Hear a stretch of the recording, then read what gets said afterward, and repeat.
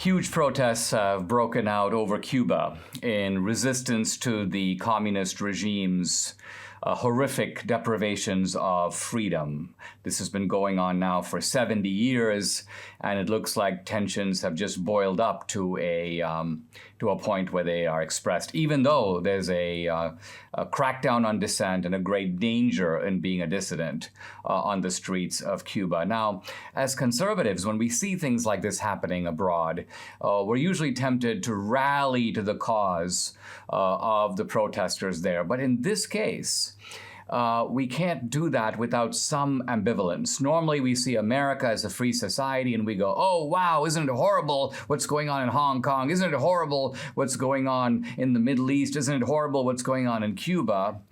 But we're now looking at all this at a time when there are political prisoners in this country. We have January 6 protesters locked up for months, some of them in solitary confinement, many of them denied bail. For what? For having the wrong opinions? For wanting to protest the election?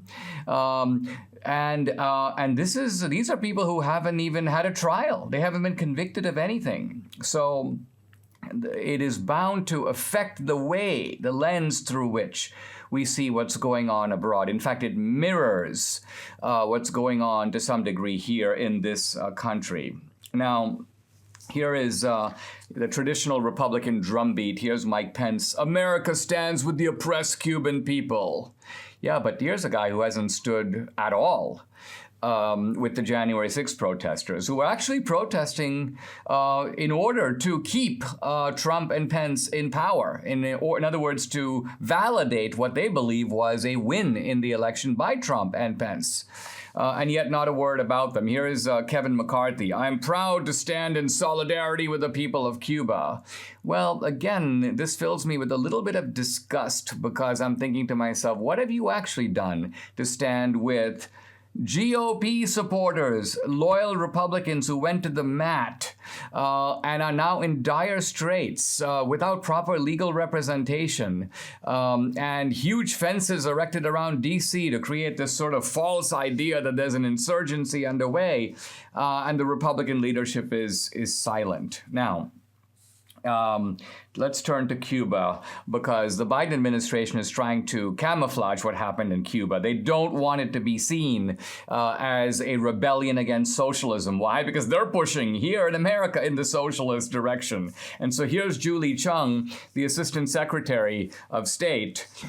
Peaceful protests are growing in Cuba as the Cuban people exercise their right to peaceful assembly to express concern about rising COVID cases, deaths, and medicine shortages. They're trying to narrow the scope of the protest to COVID. These are people who want vaccines, and that's the reason they're protesting. And of course, Twitter, happy to oblige, is echoing this. Here's Twitter describing the hashtag SOSCuba. They go, people are helping to spread awareness on the impact of COVID-19 in Cuba as cases hit an all-time high. So this is outright lying by the Biden administration, which is matched by outright lying, so you may say collaborative lying, by Twitter.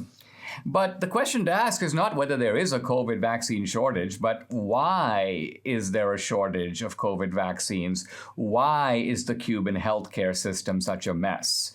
Now, if you go back to Michael Moore's movie Sicko, which came out several years ago, he was extolling the virtues of the Cuban healthcare system. Of course, he was lying too, and we busted him in the movie Trump Card. Here's a short clip from that film about this. Listen. Where did Michael Moore go to champion healthcare? Copenhagen? No. Havana. The Cuban people have free, universal healthcare. They become known around the world as having one of the best healthcare systems. This is not a normal Cuban hospital. This is. This is the emergency room? Yeah. Doctor, how old are these syringes? That thing looks like it's from the last century. Do you have sufficient facilities to sterilize all these old syringes? No. Most of your shelves have nothing. Nothing. The hospital in Moore's movie is only for foreigners who can pay and elite members of the Cuban regime. So Moore is colluding with the Cuban socialists to intentionally mislead his viewers. Now, if you listen to the slogans that are being shouted on the streets in Cuba, queremos libertad. Queremos libertad. Queremos libertad. We want freedom. I don't hear the slogan, we want vaccines. No, it's we want freedom. Now, interestingly, under socialism, you're guaranteed all these things. You're guaranteed food, you're guaranteed healthcare, guaranteed shelter. But notice how empty these guarantees are when socialism can't produce enough to provide these things to its citizens. It's the failure of the regime to deliver on these guarantees. I'm entitled to this, I'm entitled to that. Good luck, buddy. You can be entitled to whatever you think you are, but you're not going to actually get it if there aren't those provisions available, or if the government decides to keep it for themselves. Here's Adonis Milan, a theater director in Havana, as interviewed by the New York Times. People are hitting the street, quote. They are asking for an end to this government, to one-party rule, to repression, and the misery we have lived through for 60 years. And right there, that kind of sums it up. Now, one of the points, Debbie and I were talking about this morning, and she made the point that, one of the terrible things about this slide into socialism and communism is once you get down deep enough, it's really hard to get out. And even if you do get out, you don't get out unscathed, unwounded. Communism in Eastern Europe lasted shorter than it has in Cuba. 40 or 50 years in Eastern Europe. In Cuba, it's been around since, 1959, so that's 60 years. When I was in Prague filming Death of a Nation, I noticed that the people in the Czech Republic are still not over communism. They've got this hangdog look. They're a defeated people. They're in a sense still have the lacerations of what they and their parents and grandparents lived through. There seems to be a divide in the world between the party of freedom and the party of repression. And this divide is mirrored in America.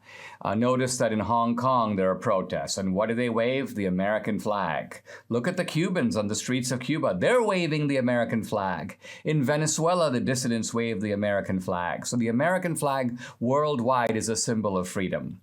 Now notice that here in America, for the left, this same American flag is a symbol of repression. Why is that? Because the left is on the side of the tyrants. They're on the side of the tyrants here at home. In fact, notice that the Biden administration's own forms of political prosecution, silencing of dissent. Here's a comic tweet by Brian Stelter. He's talking about the fact that the Cuban government is restricting internet access. Restricting internet access has become a tried and true method of stifling dissent by authoritarian regimes around the world. Now here's Brian Stelter, the Pillsbury doughboy. No sense of self-consciousness. I mean, basically all he does is poke himself in his belly and laugh. But the guy doesn't realize that, who's censoring internet access in America? The left, the Democrats in cahoots with the digital platforms.